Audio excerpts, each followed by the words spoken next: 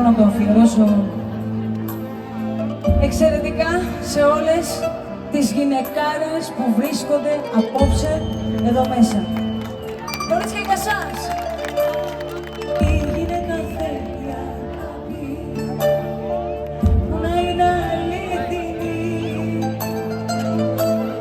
για να μείνει στη ζωή σου, να σου αφιερωθεί.